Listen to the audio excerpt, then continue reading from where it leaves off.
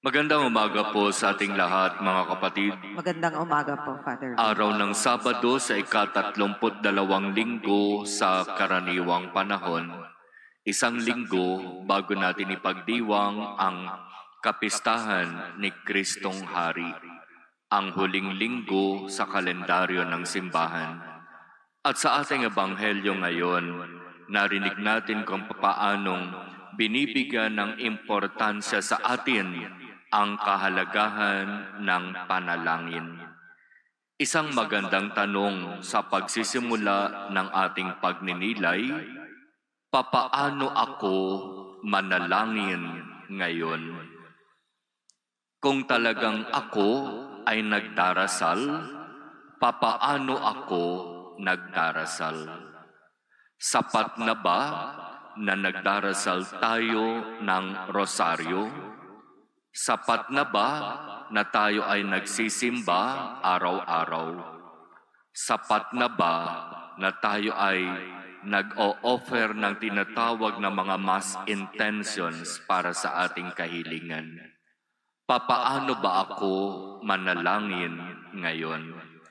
Lalo na sa sitwasyon natin na kailangan natin ang seryoso at maayos na pamamaraan ng pagdarasal. Bakit seryoso at maayos na pamamaraan ng pagdarasal? Sapagkat ang ating bansa ay humaharap sa maraming matinding pagsubok. Bagyo, lindol, mga isyu ng corruption, at marami pang iba. Kaya kailangan magdasal at hindi lamang basta magdasal kung hindi manalangin ng may gawa. At papaano nga ba tayo manalangin ngayon? Mga kapatid, magandang suriin at kilatisin mabuti papaano tayo nagdarasal ngayon. Ito ba ay para bang mechanical prayer na lang? Oo, nagdarasal tayo, lumalabas sa bibig natin ang panalangin, pero parang wala na ito sa puso. Ang panalangin ay para bang pagtupad na lamang sa obligasyon, pagsasagawa na lamang ng kung ano ang inaasahan sa atin.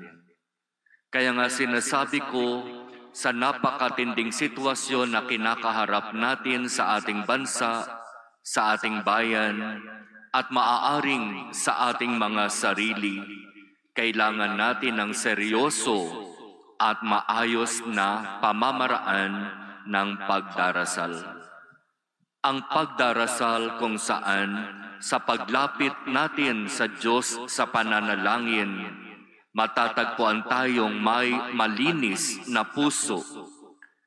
Na katulad ng narinig natin sa Ebanghelyo, ipagkakaloob ng Diyos ang ating hinihingi dahil alam niyang karapat-dapat tayo dahil sa kalinisan ng ating puso, dahil sa taimtim na pananalangin at paglapit sa Kanya, at dahil sa ating kakulitan. Iyan mga kapatid, ang mahalagang mga elemento sa paglapit natin sa Diyos sa pananalangin. Malinis na puso. Hindi matatanggihan ng Diyos ang isang taong lumalapit sa Kanya ng buong kababaang loob at may malinis na puso. At mangyayari lamang ito kung tayo ay madalas lumalapit sa sakramento ng kumpisal upang linisin ang ating puso mula sa anumang karumihan, kasalanan, kadiliman. Kalinisan ng puso ang tinitignan ng Diyos sa paglapit natin sa Kanya sa pananalangin. At mahalaga rin ang kababaan ng loob. Alam nating lahat, ang isang taong mababa ang loob, ang isang taong marunong magpakumbaba ay napakahirap tanggihan kapag nakiusap. Nakakayamot ang isang taong lumalapit at nakikiusap na nagmamataas, nagmamayabang, nagmamalaki. Ang taong marunong magpakumbaba ang mas pinakikinggan ng Diyos. At kailangan sa paglapit natin sa Kanya, tayo ay maging makulit. Lalapit tayo sa Kanya hindi lamang isang beses, kundi maraming beses, na katulad ng ginagawa nitong babaeng ito na nakiusap sa masamang hukom, paulit-ulit, halos araw-araw, siya ay lumalapit sa hukom para makiusap sa katarungan na kanyang kinakailangan at hinihingi. Kaya nga nasabi ng hukom na masama sa kanyang sarili, itong babaeng ito, araw-araw na lang ako ay nilalapitan, naiinis na ako sa kalalapit niya.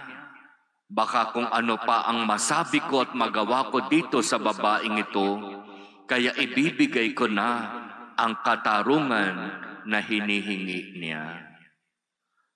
Pagiging makulit sa pananalangin. Iyan ang ipakita natin sa Diyos. Kaya seryoso tayong manalangin sa napakaseryosong sitwasyon na kinaroroonan ng ating bansa ngayon. Seryoso tayong manalangin sa napakaraming natural disaster na pumipinsala sa ating bayan, sa ating bansa.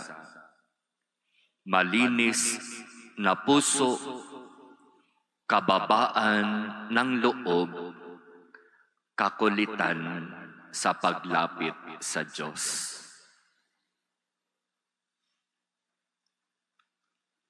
Amen.